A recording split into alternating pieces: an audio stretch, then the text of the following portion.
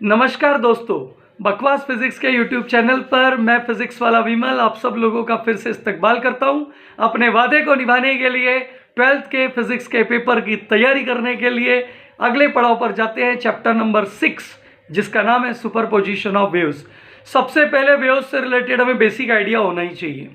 Waves का bifurcation दो category में होता है। एक सभी को पता है, एक इलेक्ट्रोमैग्नेटिक वेव और एक जनरल हम कहते हैं प्रोग्रेसिव वेव। क्योंकि सभी को ये बात मालूम होना चाहिए, प्रोग्रेसिव वेव से भी ऊपर हम कहते हैं मैकेनिकल वेव, क्योंकि कहीं ना कहीं मीडियम की डिपेंडेंसी नॉट डिपेंडेंसी की बात आती है। तो यहाँ से डिस्टिंग्विश शुरू हो जाता है कि भाई progressive wave, transverse wave, longitudinal wave, ये सब की प्रॉपर्टीज आपस में डिस्टिंग्विश शुरू हो जाता है। फिर बात आती है स्टेशनरी वेव की, जो एक्चुअली असली चैप्टर है।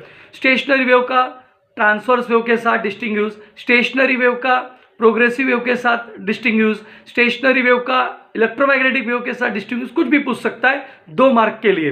लेकिन ज़्यादातर लॉन्जिट्यूडनल ट्रांसवर्स का पलड़ा भारी है, साथ में प्रोग्रेसिव और स्टेशनरी का पलड़ा और भी भारी है, जो सबसे ज़्यादा मोस्ट प्रोबेबल की लिस्ट में आता है।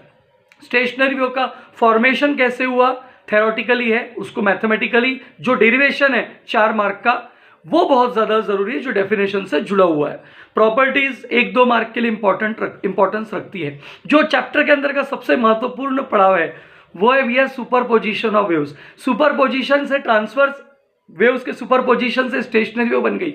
उसके बाद जो आता है ना वो बीट्स फॉर्मेशन है। तो जैसा सुपरपोजिशन वाला डेरिवेशन है किस बात के लिए, स्टेशनरी वेव के फॉर्मेशन के लिए, वैसे ही बीट्स वाला है। लेकिन फर्क दोनों का अलग अलग है। क्योंकि ये इसलिए कह रहा हूं क्योंकि पेपर में बीट्स वाला आ जाता है, बच्चे स्टेशनरी वेव का डाल देते, पेपर में स्टेशनरी वेव का आता है, बच्चे बीट्स वाला डाल देते। बिल्कुल एक जैसा लगता है, फर्क लेकिन कहाँ है, बीट्स वाले केस में वेव्स की डायरेक्शन सेम होती है। सुपरपोजिशन स्टेशनरी वेव में भी होता है, बीट्स में भी होता है, लेकिन स्टेशनरी वेव में डायरेक्शन अपोजिट होती है। सबसे बड़ा फर्क है, ये ध्यान रखिएगा। 4 मार्क या 3 मार्क के लिए कंपलसरी क्वेश्चन बन सकता है। सर कंपलसरी क्योंकि ऑप्शन में आएगा, लेकिन आपको पता है तो आप उसे कंपलसरी में सॉल्व कर सकते हैं अपनी खुशी के लिए। उसी प्रकार से सोनोमीटर से जुड़े हुए, चाहे वो लॉज ऑफ वाइब्रेटिंग स्ट्रिंग में फर्स्ट लॉ हो, सेकंड लॉ या थर्ड लॉ, हालांकि सेकंड थर्ड उतना इंपॉर्टेंट नहीं है, लेकिन सोनोमीटर फर्स्ट लॉ का वेरिफिकेशन बहुत कीमती है। लॉज ऑफ वाइब्रेटिंग स्ट्रिंग के अंदर सोनोमीटर बहुत कीमती है, बहुत कीमती है, बहुत कीमती है। उसी प्रकार से ओपन एंड वाला पाइप, ओपन एंडेड पाइप एक इंपॉर्टेंट क्वेश्चन की कैटेगरी में आता है, और एक वन एंड से ओपन अदर एंड से क्लोज इंपॉर्टेंट कैटेगरी में आता है। हो सकता है ये 3-3 मार्क के डेरिवेशन में आ जाए। अगर वहां नहीं आए दोस्तों तो 101% कंफर्म ये फंसेंगे आपको काय के अंदर, डायग्राम ड्रॉ करके बताओ। ट्यूनिंग फॉर्क जरूर बनाना। कई लोग ट्यूनिंग फॉर्क नहीं बनाते, पाइप बनाते हैं, वेव्स बनाते हैं। ए भगवान, और वाइब्रेशन प्रोड्यूस करने वाला सोर्स बोले तो ट्यूनिंग फॉर्क दिखाना ही भूल जाते। ऐसी गलती मत करना।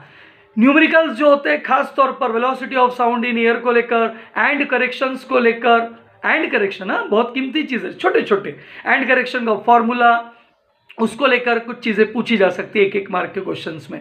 न्यूमेरिकल्स बहुत इंपॉर्टेंट है, सोनोमीटर से रिलेटेड, स्पेसिफिक ग्रेविटी से रिलेटेड न्यूमेरिकल के आने के बहुत बहुत चांसेस है। स्टेशनरी वेव के न्यूमेरिकल्स जो होते हैं ज़्यादातर स्टेशनरी वेव से जुड़े हुए नहीं होते, ज़्यादातर प्रोग्रेसिव वेव से, ट्रांसवर्स वेव से जुड़े हुए होते, फोकस्ड होते हैं। तो बिल्कुल ध्यान रखिएगा, जो बात बताई भूलना नहीं। एक डिस्टिंग्विश और जोड़ना चाहूँगा, free vibration, forced vibration, forced vibration, resonance, free vibration, resonance. ये एक कीमती क्वेश्चन इसलिए कहा क्योंकि डिस्टिंग्विश की कोई सीमा नहीं है। कई सारे डिस्टिंग्विश बहुत अलग अलग बातों से बनकर पूछ लिए जाते हैं। चैप्टर के अंदर एक हिस्सा और है, loudness, speech, quality of sound, लेकिन मैंने उसको उतना वेटेज नहीं देना समझा क्योंकि मुझे लगा ये चीज़ें ज़्यादा इंपॉर्टेंट है जो मैंने आपसे बताई।